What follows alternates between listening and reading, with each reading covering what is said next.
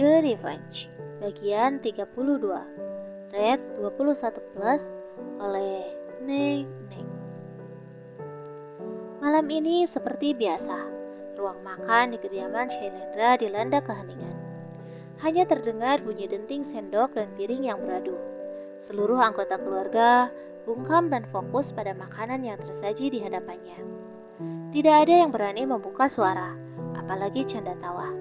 Tidak, jangan berharap ada suasana ceria dimanapun di setiap sudut kediaman keluarga kaya yang kini bisnisnya tengah meraja. Ting!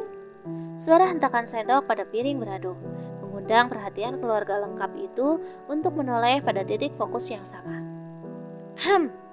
Seolah paham, orang yang selalu dituakan di rumah itu berdehem lalu mengangkat wajahnya menjadi tegak.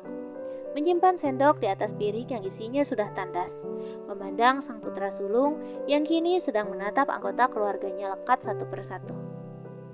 Katakan, ucapnya dengan wajah datar dan nada suara yang tegas, membuat orang yang melihatnya akan merasa tegang jika itu untuk pertama kalinya mereka bertemu. Nyonya besar menatap putranya dengan pandangan mata yang tajam, mencoba menyelami hati putra sulungnya dengan menatap netranya dalam. Sementara sang adik, Bima, kini tengah menatapnya dengan tatapan penasaran. Dan si cantik Kiara, yang tadi siang baru saja pulang dari rumah sakit, kini hanya bisa menundukkan pandangannya. Seperti biasa, nyalinya akan selalu menciut jika di hadapan keluarga lengkap Shailendra. Sadar diri, dia hanyalah gadis beruntung yang tengah dibesarkan oleh keluarga tersebut. Aku akan menikahi Kiara. Prang! Dengan mulut menganga tak percaya, Kiara hampir melemparkan sendok yang tengah digenggamnya. Menutup mulutnya tak percaya, lalu mengerjapkan matanya berulang kali. Benarkah apa yang dia dengar? Hatinya bertanya-tanya. Sebelumnya, Andra memang pernah melamarnya. Namun, Kiara tidak menyangka jika Andra akan mengutarakan niat untuk menikahinya di hadapan seluruh keluarganya dalam waktu sedekat ini. Lagi pula, kenapa Andra tidak mendiskusikan dulu semuanya dengan Kiara? Gadis itu sungguh tak habis pikir. Sementara Bima hanya tersenyum singkat, lalu segera menormalkan ekspresinya kembali. Bagus. Kapan? Kiara menatap sumber suara. Mulutnya semakin menganga dengan respon sang nyonya besar, yang kini sudah menyalakan lampu hijau secara terang-terangan, tanpa drama apalagi air mata. Berbeda dari angan dan hayalannya, Kiara berpikir jika seluruh keluarga akan menolak hubungan mereka, mengingat asal-usul Kiara yang sesungguhnya. Niat baik harus disegerakan. Dengan nada datar sang tuan besar menimpali. Kiara semakin tidak mengerti antara rasa bahagia, bingung, juga takut kini menyelimuti hatinya erat. Dengan senyum sinis, Andra menatap satu persatu anggota keluarganya intens. Senyumnya kian miring, kala netranya bertemu tatap dengan perempuan yang sudah melahirkannya. Lalu ujung bibirnya kian terangkat miring, kala melirik gadis yang kini sedang meremas jari jemarinya kuat. Terlihat gugup juga gemetaran. Tanpa meminta persetujuan, Andra segera menjawab. Secepatnya, ucapnya datar. Oke. Terdengar suara gesekan kursi kayu jati yang tengah diduduki tuan besar beradu dengan lantai berbahan marmer tersebut. Atur saja. Lanjutnya, dengan santai pria parubaya tersebut meninggalkan meja makan dengan tenang. Keputusanmu lebih cepat dari perkiraanku. Wanita parubaya yang kini menggunakan gaun hitam tersebut mengikuti jejak suaminya. Menarik kursi, lalu berjalan melanggang begitu saja, meninggalkan anak-anaknya yang kini tengah menundukkan kepalanya. Suasana kembali hening. Ketiga manusia yang kini duduk saling berhadapan tersebut kembali tenggelam dalam pikirannya masing-masing. Jangan sakiti Ara. Terdengar sebuah suara dengan helaan napas yang tidak ringan. Kiara mendongakkan kepalanya, menatap Bima dengan tatapan bingung.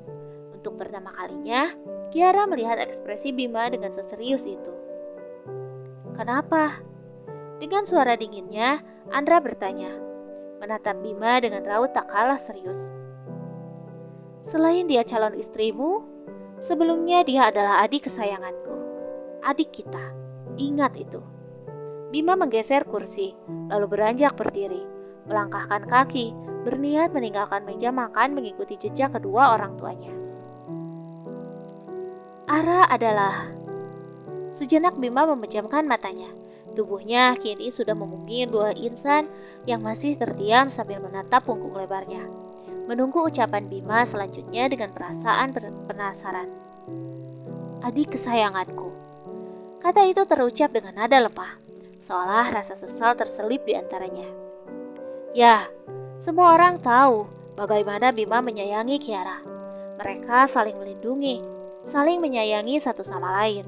Terlihat akrab, juga tak pernah terlibat pertengkaran. Tentu saja semua orang mengira jika Bima dan Kiara terlihat seperti adik dan kakak sesungguhnya.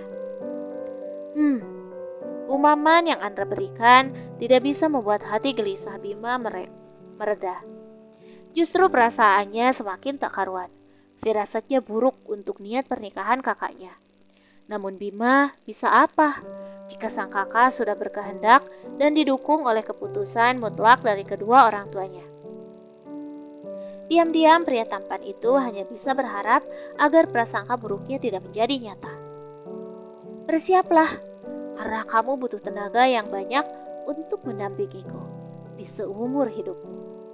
Terdengar helaan napas jengkel di antara ucapan Andra. Ekor matanya sesekali melirik Kiara yang masih setia terdiam. Kenapa? Tanyanya dengan nada bergetar.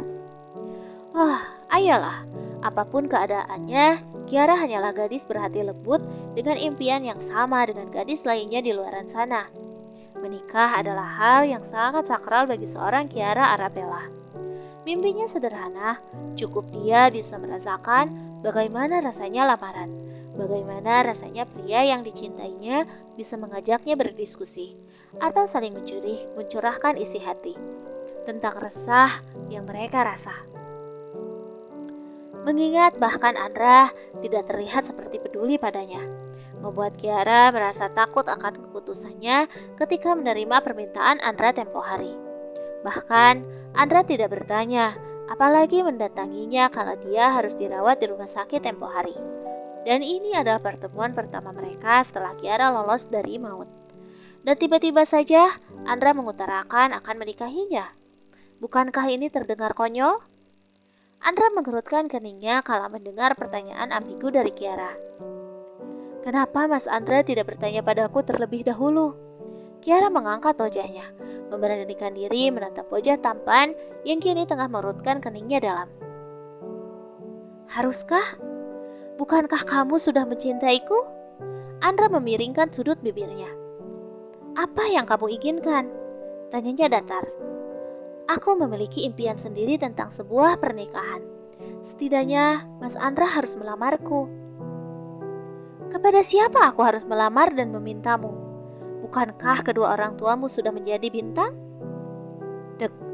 Ucapan Andra bagaikan busur anak panah yang menancap tepat di hulu hatinya. Seketika Kiara sadar diri akan siapa dirinya yang sesungguhnya. Hanya putri dari seorang sopir dan asisten rumah tangga.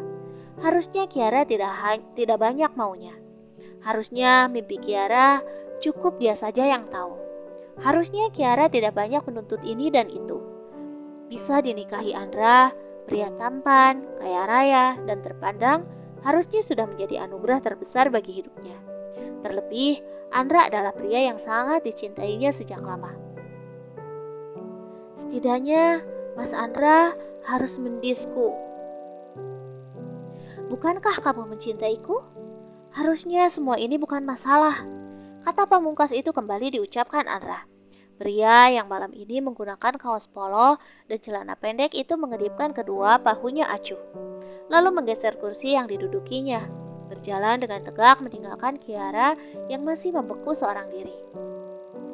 Nona, Kiara terjingkat kaget kalau mendengar suara yang kini sudah familiar di telinganya.